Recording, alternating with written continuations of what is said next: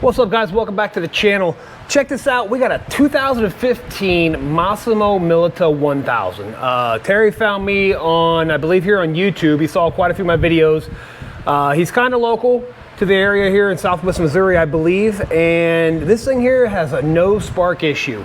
It also has a few other wiring issues, so we're going to run through some wiring on this thing. We'll look at a few relays, check out the pickup coil. We'll test that, ohm that out, and see if it's any good. We're also going to put a battery isolator in this thing. It does have a secondary battery underneath the driver's seat. All the primary stuff is underneath the back left driver's seat, so, or back left passenger seat on the driver's side is what I should say. He wants to run his light bar and the radio off of, well, he's gonna get a Bluetooth speaker, but we're gonna run all that off of the secondary battery, and we're gonna put a battery isolator on there so it doesn't lose, the main battery won't lose any charge while the radio's playing or the lights are on when the unit is off. And that way, if he does come back to it, turns the key on, he'll have his main battery to start the unit up, run the unit, and the secondary battery will run all his other accessories and add-ons that he puts on this thing. So we got quite a few things to do. So what I'm gonna go ahead and do, I'm gonna yank the seats out of this. We'll pull the cover off of here, the cover off in the back. We'll take a look down in there to see what's going on. I have looked before when he first dropped it off. There are a few bad connections that I did fine, but we're gonna run through all that, and we're also gonna go jump back here in the back. We'll take the bed off this thing and get a look at all the wiring back in there. That way we can kind of get a little idea what's going on. And you guys, it's not easy, and it's very time consuming to take these things apart and get in there and get all this wiring done. So we may skip around a little bit in this video. I don't want to sit here for hours with you guys just watching me do nothing, but I'll go over a few things that I see, common issues on these things, and what I find wrong with this unit. All right, so what I did so far, I took out the seats here, the passenger back seat, the driver's seat. Like I said before, he's got a battery up here. We're gonna put a battery isolator on that when it comes in. It's supposed to be here today.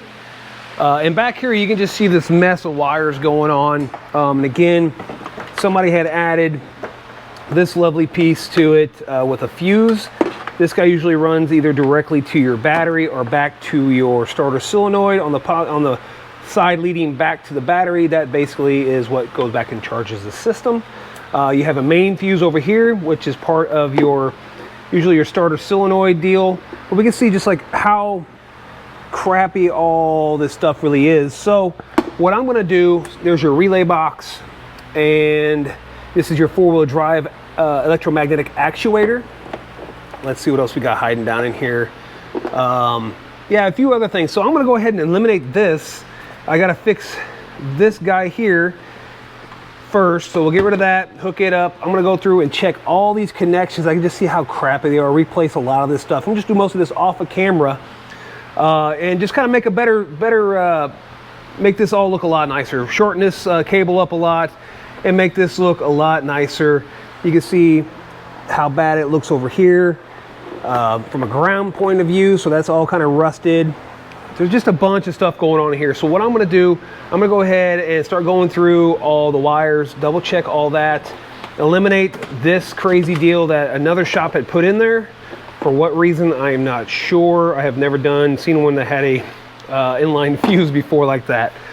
So again, we're gonna go ahead and just clean this up really nice, make it look good. And then we'll go ahead, I'm charging the batteries now because they're pretty dead. And then we'll go ahead and double check the crank sensor on this thing to make sure it's ohmed out right, which is back underneath here. But you can also access this thing, if I can get the top to come off. We'll pull this out of the way. Let me throw this on the ground over here. But your crank sensor is down here on the passenger side of the motor on top of the stator. And that will run back up in here to a spot. It's gonna be a pain in the butt to get to. They're all pain in the butt. You can see they got zip ties holding what looks to be the fuel pressure or fuel injector rail together. I don't know why it's like that. I don't know if it's coming off or what the story is there. A little bit of crack on the intake boot. We can see if that's going all the way through. There's just quite a few different things we need to look at. And probably to access most of this, we'll have to pull that passenger seat out, take this whole entire back off. We can pull this guy out, but the passenger seat definitely has to come out. He's got a switch here. I don't remember what he wanted. We're talking about putting a switch to something. I'll have to ask him again what he wants for that. But we'll pull the passenger seat out. I'll take this off, but first I'm gonna deal with all the wiring down here. All right, guys, so let's talk about a few things that I've found in here. So far I saw what is a red wire, not saying this is actually, if I can get it out of here, this red wire was ran to the ground side. I need to follow this. I think this goes to the winch, if I'm not mistaken. And this was on the ground side of the battery. Don't know why, unless they have it hooked up wrong. And of course, I believe there's another red one here. It was showing a lot of wear, so I got some of the nice clear heat shrink on there that has glue inside. Heat shrunk that back up. Let's see here.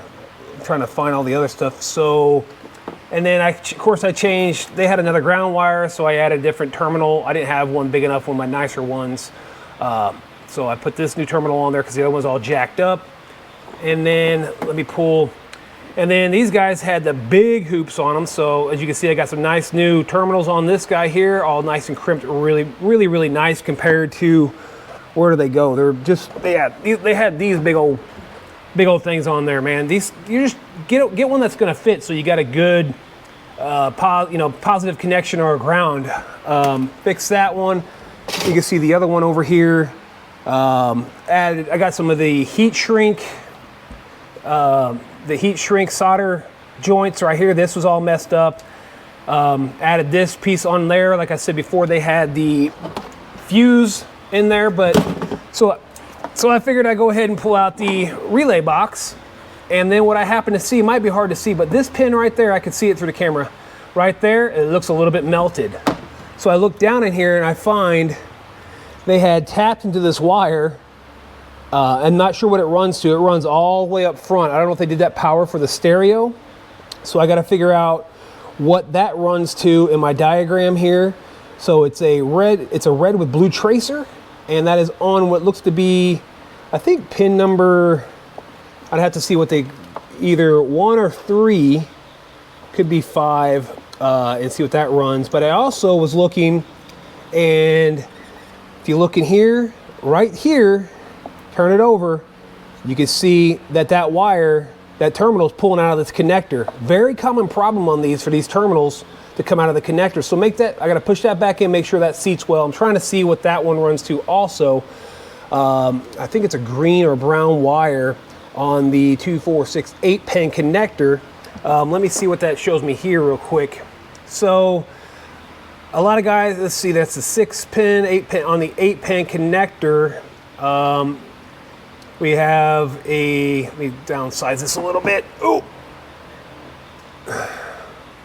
so you can see we got the whole entire relay box over here, and you can tell, it'll tell you what runs what. I got to open the relay box and make sure that we're not, didn't pop any fuses with that one melting.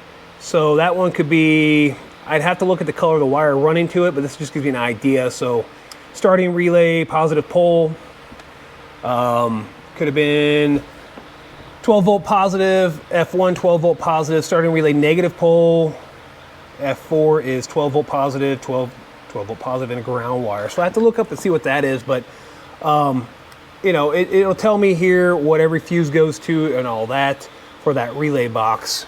There's a few different diagrams I have that explain it a little bit different. So I have to figure out what that runs to here on the connector. So you can see you got a 6 pin, the 8 pin, and then what is that, the 16 pin, 12 pin, 2, 4, 8, 10 pin connector. Yeah, 2, 4, 6, 8, 10, 12, 14, 16, 18 pin connector. But the one I'm interested in now is this one here. Well, this guy here. So let's take a look at that. If that's facing inwards, number 1 on the left, from what I can tell, if we're looking in at it, number 1 BN1. So number 1 is the main relay output, and that was starting to melt. So I don't know if they're drawing too much power. And then we have, let's see if we're looking in on this one. Actually, there's 2 connectors coming out, it looks like. Nope, that one's not, that one's an empty one. That would be the bottom second from the end on the 8 pin, which would be number 7, which is black.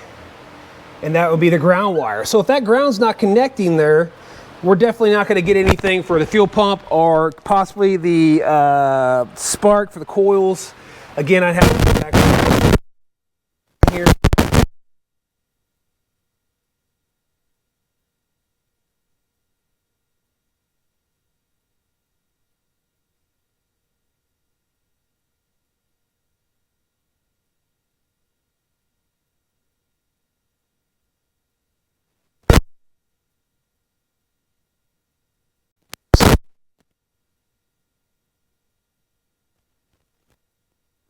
positive. So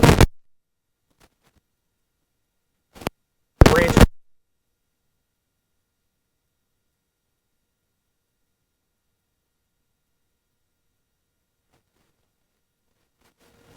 go here, probably gonna go all the way across the wiring diagram, and it also goes down, powers up. That would be the speed limiter function, it looks like. Yep, because that goes to number 1, that's the power. That is for the speed limiter. Go back up, keep going, and it powers, what else does it power up? We're going up now. If I don't screw it up here, it breaks off brown, and that would be park, drive, alarm, electric deal. So let's go back down brown. And it also powers up. Keep going, go down. And the brake switch. So that's what all that one does for that connector. So that's a 12-volt power source apparently for a lot of things on here. You guys could find pull pins on a lot of stuff. Again, it's a brown. And then like I said, let's go back over here to, I know you guys probably don't have the best view here. It's kind of hard for me to do this with my telephone. I'm sweating my butt off right now because my fan's not pointing at me. Let's say we're looking at the back side here also on that one. From what I can tell, that would be the top left, which would be number 1. That says brown. I don't think that's right. BN, because that's may not have the right color diagram here. I'll have to double check, but it gives me an idea what all that stuff runs. I'll go through a couple more diagrams and make sure the colors are right, but I just wanted to show you what I found so far. We're just trying to clean everything up, make it more tidy. Put that battery isolator up here. You can see there we got the back cal out, the center deal. I got to find out what this wire they soldered into this thing really, really horribly. You can see that. What it runs to, I'm guessing possibly the stereo up there. I'm not 100% sure.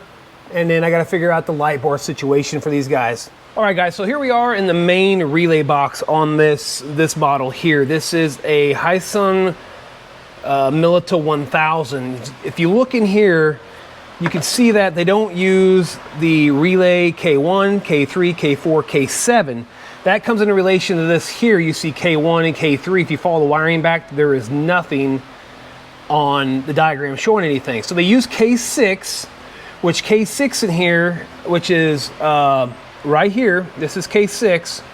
That is going to be your neutral safety switch, all right? And then you use K2, and K2 is going to be your ignition switch relay, and K5 is going to be your fuel pump relay. Now you can flip this over and kind of take a look to see where your relays go in coordination. You can kind of look here and know that, okay, that's K5 here and here. You know, that's going to run down this circuit trace. You know, you can check all your circuit traces, and it goes to this one, and it goes to whatever pin in here. You can pin it out in here to there, or you can just use the diagram. Same thing over here. We know that the wire that is kind of melted on this one and inside of here, this one here, you know, this one up there would power all of this. The one that is melted over here on the right hand side, I'd have to pin that out to see what it does. But according to my diagram, this one, and this one are all brown and red wires. I was saying, or sorry, brown and blue wires. I was saying red and blue. They all power up all your fuses right here. These are your spare fuses there. Now look at the side, it says 15 amp. This one says 15 amp next to it for F6, but somebody has a 20 amp fuse in there. That is not a good idea to put a bigger fuse in one. There's a reason that they have amperages in there, guys. You do that, you're gonna start causing problems, possibly what's going on here. This one calls for 15, 10, 10, and there's spares right here. That's missing a 15 spare backup. So you can check all your stuff, make sure there's no corrosion on the back side of your relay box. You can pin things out, figure out what runs what. And then let me turn my schematic back on here. This is a diagram for the Strike Crew Black White PDF. If I can get that out of the way. Now you can see K5 on the pins right here. So we'll go up to here, and we know what we're having an issue with is probably going to be this brown blue wire here, which connects the power to all of your fuses. All right, that powers up all the fuses. This brown and blue one, this brown and blue one, and this brown and blue one, which they're all on here. All right, and in between, oh, I'm sorry, all on here, and in between those, if you look, you're going to have like a, it kind of looks like a, now this is old, it's a red white, it kind of looks pinkish, but it's red white at the top right hand side, and then after that you're going to have like a red, which, like I said, these things are pretty. Oh, I just found another chafe on a wire down here, so that wire's chafed down here, so we're going to have to pull this one out of connector and put some heat shrink on that. And again, I got to trace this wire, put heat shrink on that. You can just see how horrible that is. And then this brown one, like I was saying, that is a 12-volt system. That runs the speed limiter, your brake lights, your after lights, all types of stuff like that. So that being out of there, we're not getting 12 volts to quite a few things. And then this being all messed up like it is, and that pin being melted there, that is a power, that is a wire that runs power to all your fuses. So I got to figure out what they're using this for, if it's shorting out, pulling too much amperage, or what's going on making that thing melt. I'm going to pin that pin out to whatever in here to figure out, make sure we got continuity to make sure that pin's not melted, causing any issues. So that's what I'm going to jump into here. I'm going to do that all off camera. I'm just trying to catch you guys up to speed on what's going on with the thing. Things to look for when the wiring on these things and what they run. Again, the schematic I have here is a, what I say it was, a diagram strike crew. This is a Milita crew. They're just all renamed from HiSun for Milita, the strike, you name it. There's a bunch of different ones, but so I have that here on file, and you know, you can kind of just look around and follow what's going on. If I kind of scan out a little bit here, you can see it's showing our relay box, relay combination. And then, like I said, once you open it up, you can see, like I said, you can follow these. There's no wires there showing, it's not using K3, K1, and it doesn't show K4 on here anywhere. But then you can see what's running on your fuses and stuff. But I'm going to jump in. I'm going to find out. I'm going to clean this up.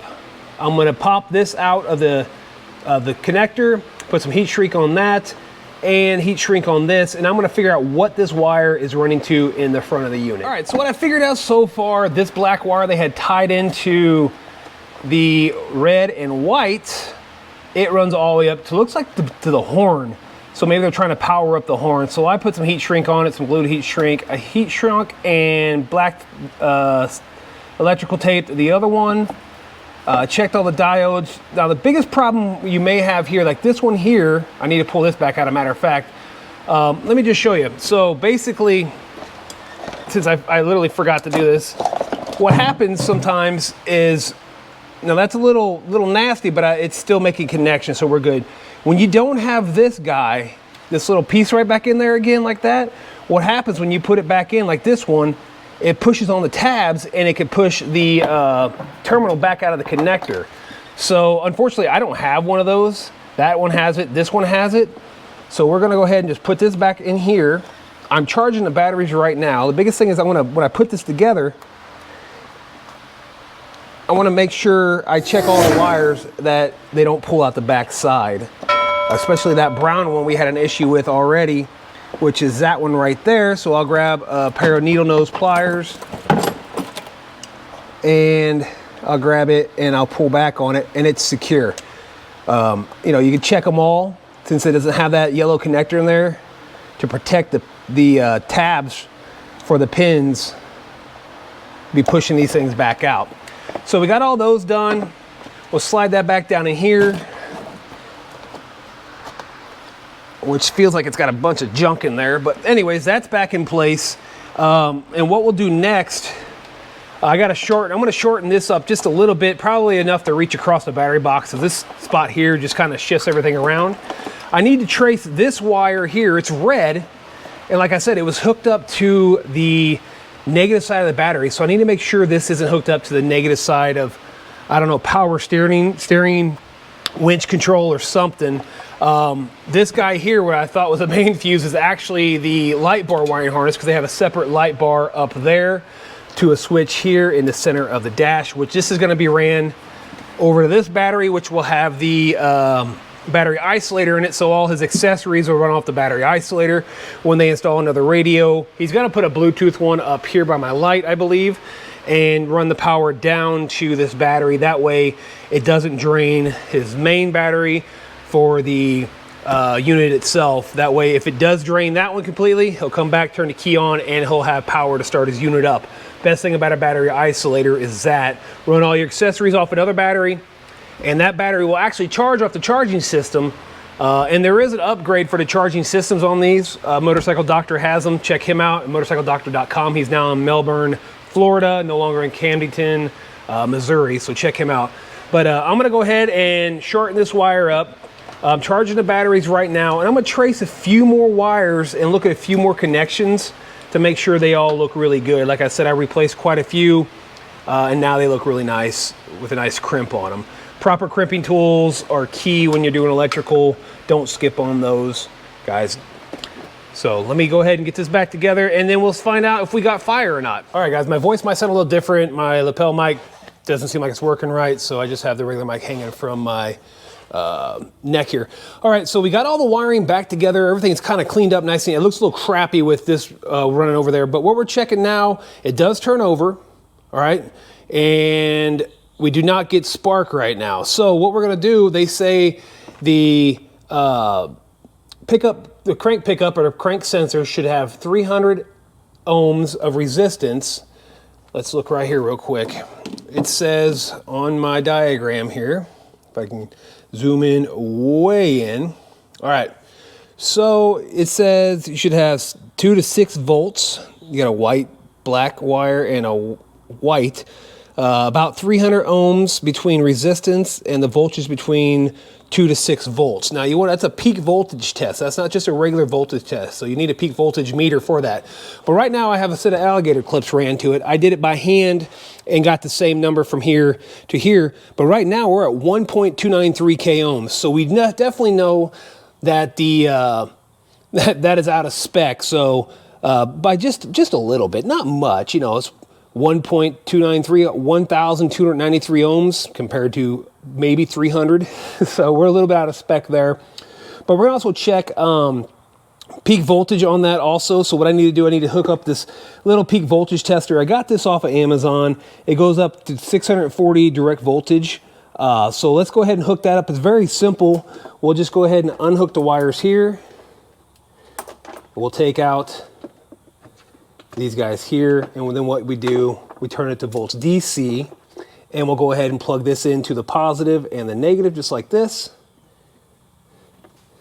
And then we can go ahead and hook up our alligator clips again to black. I'm doing this one hand, that's why I'm leaving it all wrapped up, and red. And then what we'll do, we'll reach up front here, turn the key on. Now they got apparently the fan wired hot. So we got 3.4 to 3 point something volts. So that's good. So we know that's working, but our resistance is way, way, way over. So we're gonna go ahead and order up a crank sensor for this thing, or a crank pickup, whatever you want to call it. It's what triggers, gives a signal to the ECU to tell the coils to fire. So we're gonna go ahead and order one of those up, install that, and see if it brings back spark. Now, we don't have spark at spark plugs. I was trying that out, checking that. Had to cut this boot way down because it actually didn't even fit on the spark plug all the way. They actually had the resistor cap spun up so it would actually make connections. So I shortened it up a little bit and put the resistor cap back on. So we'll order that up and we'll install that and see if that cures our spark problem. All right, guys, so we got quite a bit done. There's a few things I want to talk to you guys about in here. So basically, I still have to see if this runs the winch. I have to follow it all the way up. I do have all that apart. I ran into quite a few other issues around here. So you guys can see we got this all cleaned up. Everything is nice and neat, rerouted. Now, the problem I was having was definitely to do with the plug on that ECU and the wire. So basically, I would turn the key on up here, and they got the fans wired hot. I had no dash, I had no fuel pump, I had nothing, right? Now I can still turn it over and I still don't get any spark, and we know that's probably due to the crank position sensor. It is hooked up, but being way out of spec on the ohms. So I had to go back in here, I had to go back through, pop those wires out like I was telling you about, putting all that stuff on there, and I had to recrimp some of the Sumitomo connectors in there, and I went into the relay, took a small pair of needle nose, grabbed each pin, flat pin, and barely turned it a little bit to give it a little side touch so it can make sure it makes good connection. As soon as I did that, went back through, cleaned it all, checked my plugs up here in my ECU and all that, and checked ground wires and all those things. Instantly I got all the power back and everything. So it's definitely a power issue with the relay box there. We kind of went through that a little bit. So now I have all the wiring ran nice and neat, retucked around. For the positive, I redid some stuff for the battery charging system, and we heat shrunk a lot of stuff there. So we come up to the secondary battery. I did get the battery isolator in. It is from VEVOR. Very easy to hook up. One comes out from here to your battery, and the other one goes from here to your main battery, which you call your starter battery, they call it. Let me clean up this camera a little bit. And then we run this to ground. And basically what it does is when it gets to a certain voltage, it starts charging this battery. When you turn the key on, and then after that, when you turn the key off, and all your accessories are hooked to this, like your radio, your light bar and stuff, it'll use the power off of this battery and not affect your starting battery.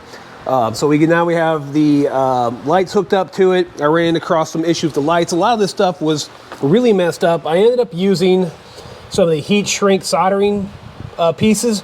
Didn't have any power going up to the light, and now I have resoldered those there. And then let's come around to the other side. Now these lights are not hooked up, the lower ones, top one is, and then you can see we did it here also. Now flip the switch on that, which is in the center console, and now we have a light bar. Works perfectly, looks good. Can figure out down the road if he wants to run these lights or not. I unplugged my fan. Ugh, it's hot in here. Let's see, what else did I come across here. Pretty much, pretty simple little job with the battery isolator. I am charging that battery because they are both pretty much dead. And again, like I said, they got the fan wired hot, the key on. And again, we don't have any spark, but again, you guys saw that was 1.235 K ohms. So it's like 1,235 ohms when it should only be maybe 300. Voltage was right, but the ohms and the resistance was bad. Now I'm plugged in with my scanner. This is a EFI scanner, a DN-3000 with the adapter. You can get this. I bought mine through Massimo. I get a lot of people asking me. Another website, I think it was Orion or something like that. I'll have to double check. Let me just grab my phone. I have the picture of it. Let me just check real quick on in my pictures and stuff and see where it's at, because I forget. Let's see, that'll be on my screenshots. So guys keep asking, Orion Power Sports, the Hawk DLX code scanner. This is what I have.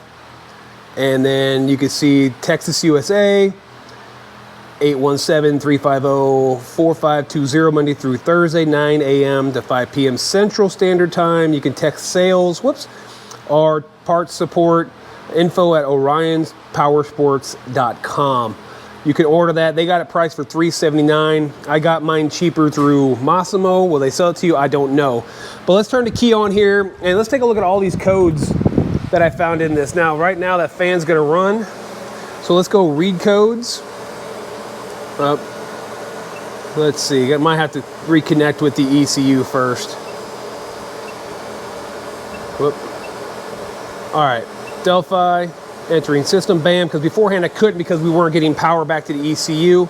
Read codes, now there's 11 in here. This one's a P0118, the coolant temperature sensor, high circuit voltage are open. The next one is gonna be intake air temperature circuit, high voltage are open. That's a P0113.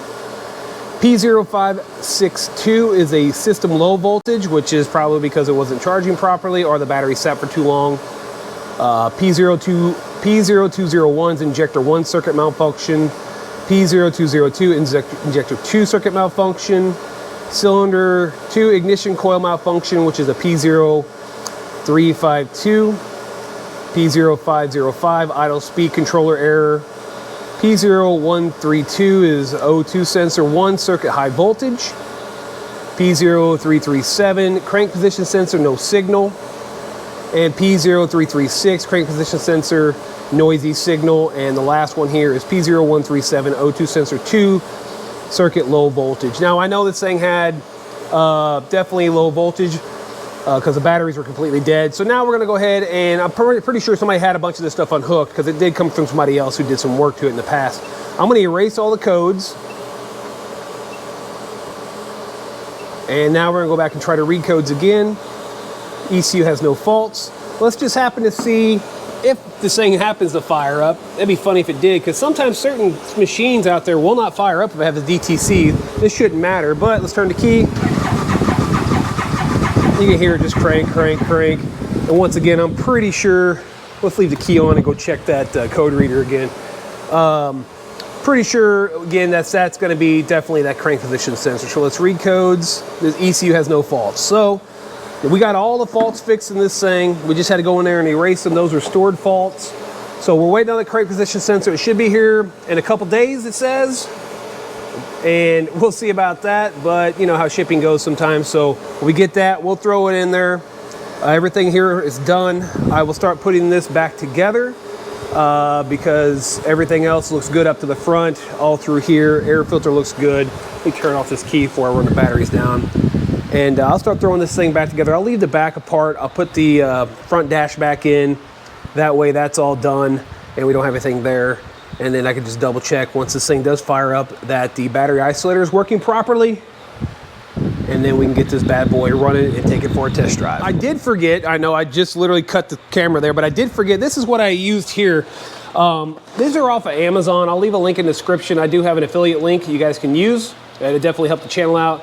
These are pretty nice. These are those heat shrink solder connectors, man. I think it's 600 piece. We call it Kuject. Your guess is good as mine again when it comes to some of these wordings. This stuff works really good. I haven't had any issues with these yet. Tells you exactly how to use them, what wire sizes you have in here. It's 600 piece set. Mostly I've used the red and the blue so far. I haven't had to use the white yet, which I probably will soon because there's some really small wiring I'm gonna have to do on some handlebar lights on a Jexer 750. And these are pretty darn big ones for 12 to 10 gauge, you know. And that they work phenomenal. And this little set here I use for this SOMELINE, or the SOMELINE, how you want to call it. The SOMELINE crimping tool works really good. A lot of different pieces there. Comes with the wire crimpers, and these things work phenomenal. Again, they got 3 different settings: the biggest, smallest, and the tightest there. And they crimp them really, really nice. If I can get it to lock in place so I can put them back. The wire strippers are pretty good. And then down underneath here, if I can get it to come out, is all your connectors and insulators and stuff. Lots of different sizes. I haven't had any issues at all with this. They've worked really, really well. The crimps look really, really good for what you guys can see so far. It gives you the whole walkthrough of what's what. So again, I'll leave link in the descriptions for these. My heat gun, I'll link in the description. Those I'll link in the description. What else can I'll link the battery isolator in the description. And again, guys, I have affiliate links for a lot of this stuff on Amazon. I am an affiliate of Amazon, so anything you buy from there and use my links, man, I really appreciate it. It helps me out and helps me keep kind of making this content for you. I appreciate that. So when that crank position sensor gets here, hopefully in the next couple days, shipping is always wonderful on those types of things. We'll throw it in here and see if we can't get this 2015, what is it, Massimo Militia 1000 fired up and back on the road. All right, guys, we got our crank sensor in today for this Militia. Let's go ahead and cut it open. Take a look at it to make sure it's proper, even though it said it was supposed to be the proper one. Finally got it in. Only took forever and a day to get one.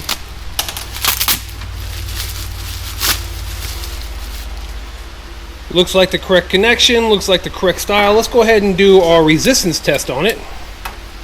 I know I'm kind of casting a shadow here. Let me throw a light down. That might help a little bit. So you should have right around 300 ohms of resistance on this thing. So we're going to try to do it like this. I could always back probe it, but I don't want to have to go over there and get my back probes. I may have to get my gator clips because these are small, itty bitty tiny. I can't hold on to it. Yeah, I'm gonna grab my clips here. I just can't get my hands on it. Alright, so just grab a couple safety pins, stick them in the back so they don't have the small back probes. And this should do the same trick here. There's that one. We'll see if we're touching. Try to avoid hitting the, and that one. Let's check. And we're at 0.7 ohms of resistance. Let's see if we get any resistance here. If we're touching, we may not be. Why are these so far out of spec? 651 ohms. That's way over 300, but it's better than 1.3K ohms. So let's go ahead and throw this in the unit and see if this thing fires off. All right, guys, so the crank sensor is located over here on the right side of this motor, right down here. It connects up here. The old one's still hanging there. I got it loose and out of the way, put a new one in. So I'm gonna sneeze. Woo! Let's go ahead and see if this thing fires off now with that new crank sensor.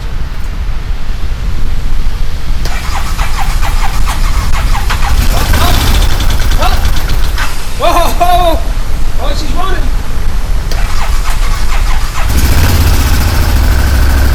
Yeah! There we go. Definitely want to listen to the motor though. I have never heard this thing run. But that's a win right there, man. That is a win. That thing is fired up running. We did have some electrical issues here, and crank sensor did correct there. But I think I hear the clutch on that side making some noise. Let's take a walk around.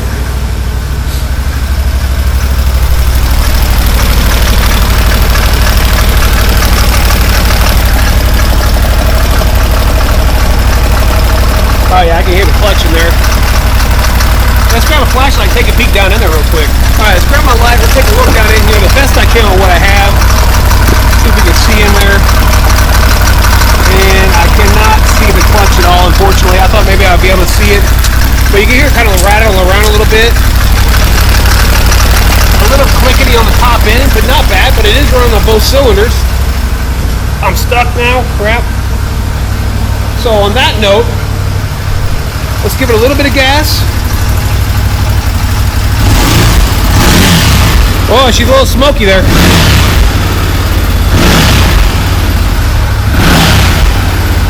But hey, that is definitely oil. I can tell you that much. But it has been set for a minute. It has been cranked on a lot. It could also be fuel from the fuel injectors in there. It's a little bluish, not so much black. So I'm gonna let it run here for a while. I'll grab my scanner. We'll plug back into it, and we'll check out the data stream to see where everything's running at. All right, so I got my scanner. Let's go down here. I'll hook back in.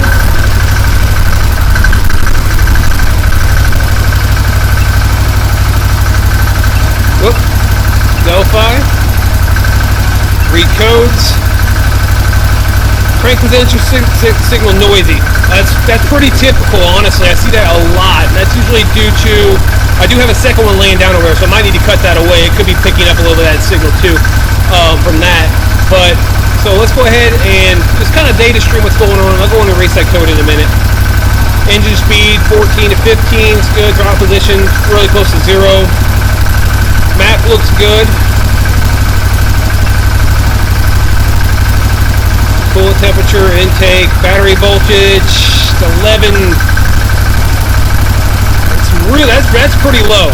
I'm not too happy with the charging voltage on that. Let me walk over here, give it a little bit of gas, see if that jumps up.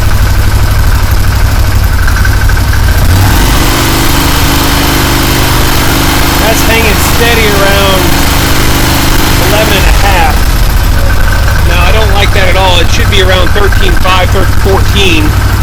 I'll have to check. Now I've got to check the stator to see if the rectifier's bad on this thing. All right, let's go, because I've had this thing on charge. Now it could be, the battery could be just old because it was ran down. Target AFR looks good.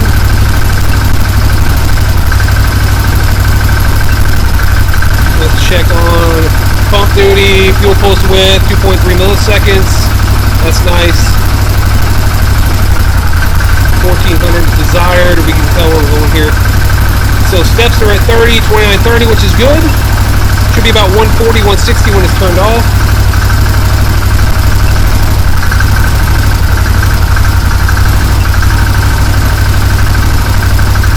Voltage for the O2. Secondary O2.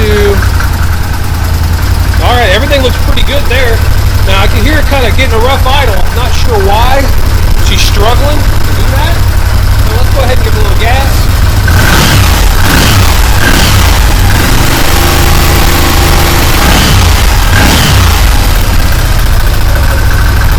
Like a stinky, smoky thing, man. I mean,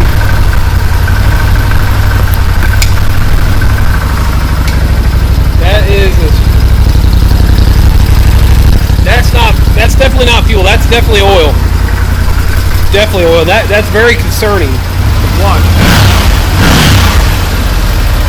That could definitely mean bad rings in this thing. But I'll have to talk to the owner and find out what's going on. I'm going to put this thing back together.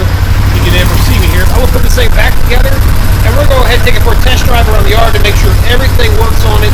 I'm going to double check the charging system. It does have the battery isolator that runs into the other one, so I want to see if that's actually taking any charge or not. And we need to also, well, you know what? It could be this up here. That feels good. That feels good. So basically, I would check the stator right here. So let's see what happens again when I pull that off. Takes up a little bit of idle, which is kind of weird. Whoop, I don't know where I'm pointing at. Alright, so I'm going to shut this back off. We'll go ahead and we'll ohms test that, test the ground, and we'll check AC voltage output on that. Alright guys, so we know it runs. Fire up runs now. We had all that wiring issues down here. We had crank sensor was bad. I need to take this other one out real quick. But let's go ahead and see what's going on here with the stator. Let's do an ohms test on it real quick and just see if we got an open anywhere or if we're grounded, causing this issue. I'm hoping it's not the stator, which is a very common issue on these things. So we got 0.5,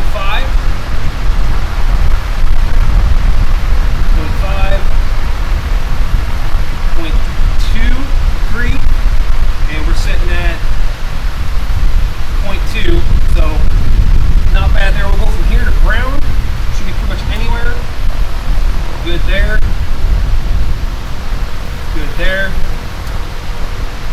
And we seem like we're good there. So now next thing we need to do, we need to check AC voltage output.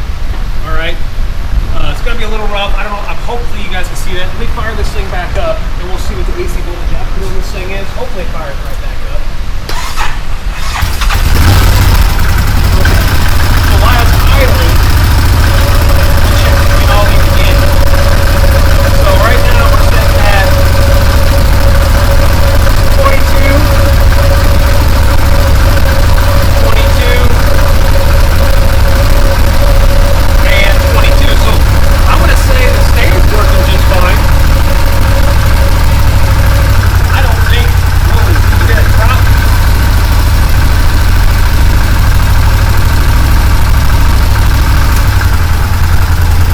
Charging system struggling to charge those batteries. Those batteries must be really, really low. 222 on the front one there. I'm not sure what this other one is. That's a heck of a load on that. You can just listen to the difference. You know what speed right now. Okay, you hear it rev up, and that load that pulls so much voltage from that motor, drops that idle, and makes it struggle. I'm going to say probably these batteries are going bad and are not charging very well at all. Let's walk over here. I'll walk over to the batteries. We'll see what's going on here. Let's go straight down, make sure this is all hooked from our... So let's put volts DC. 14.2, that's good.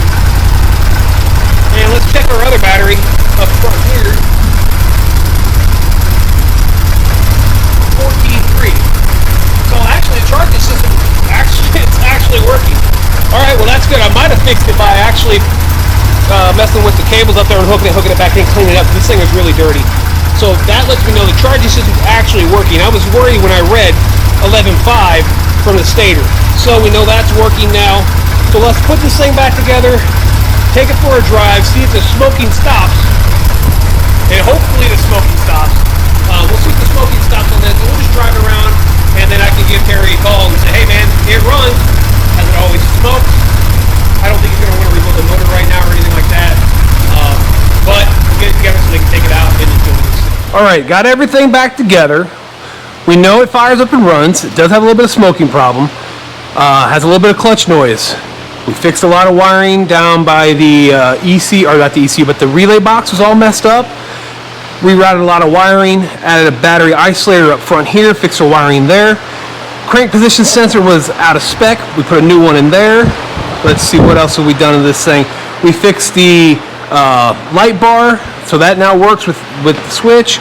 But one thing we haven't done, we haven't drove this thing. Let's just go drive this around, down up and down the yard here, drive it around and see how this thing runs, and see maybe if that smoking will eventually stop.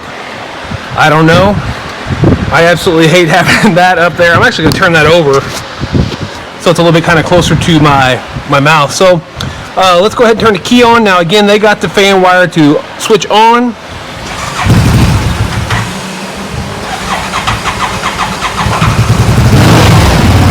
It seems it does have a little issue firing up. It has sat. I've had it for quite a long time. One thing I haven't fixed yet, and I probably should do that real quick. Let me go to 17mm, and let's go ahead and fix the shifting here. That's high. There's neutral, and the reverse. I want to fix that. So I'm going to go ahead and grab a 17mm. I'm going to go ahead and adjust this to where I think it needs to be, which feels right about where it's at right here. And I'm going to adjust that, so it'll be back in 1 second. All right, I got this set where I wanted it at. Let's throw it in reverse here. Got a big R on the screen. Let's see how it catches. Now, one thing I do notice too, this doesn't hold itself up. I can't pull down until it locks down low. So that says it's reversed. Okay, I had to slap it back just a smidge more to get it to actually hit reverse. So let's pull out nice and slow. Make sure I don't run anything over here.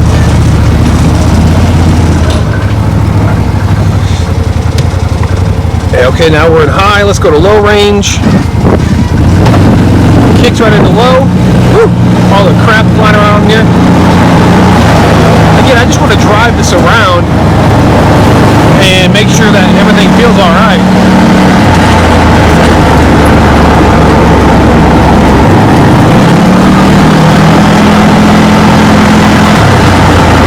Check the brakes out. Again, I don't like the steering at all. Now, it does stop relatively good. I just don't like the steering. Alright, so we'll keep it in low gear. Shifts right into low, no problem. Runs really good. Seems like it runs pretty good. Now, like I said, it does smoke. The clutch isn't too loud.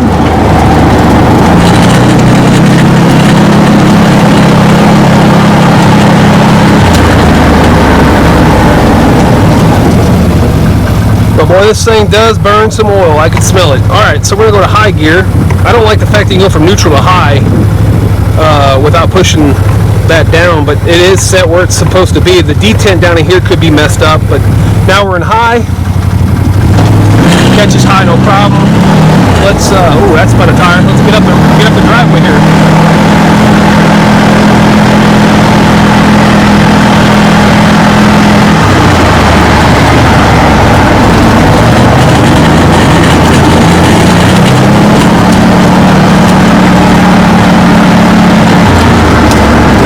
Good, runs smooth, no kicking, bucking, nothing crazy.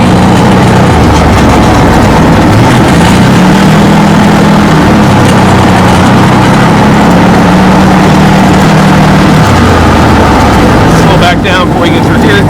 We'll go up the road here and we'll go down between up a dead end road, just see how this thing drives, see if we have any issues.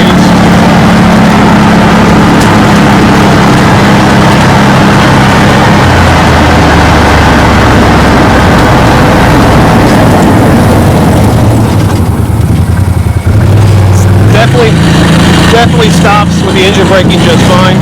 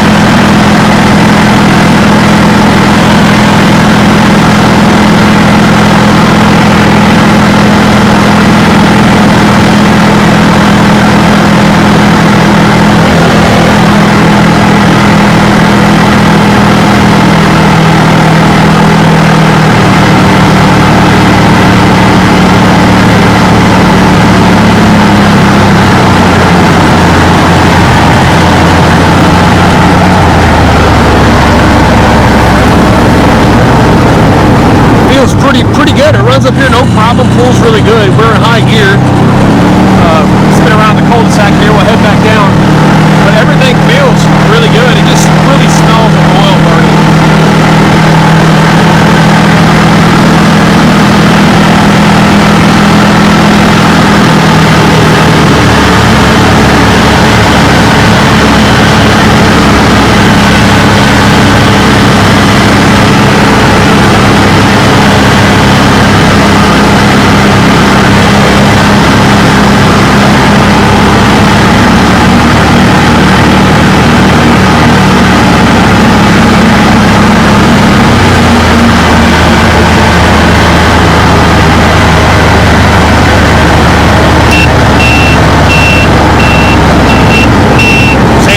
Turn that blinker on, right? Alright, that's pretty annoying. Alright, fly back up here.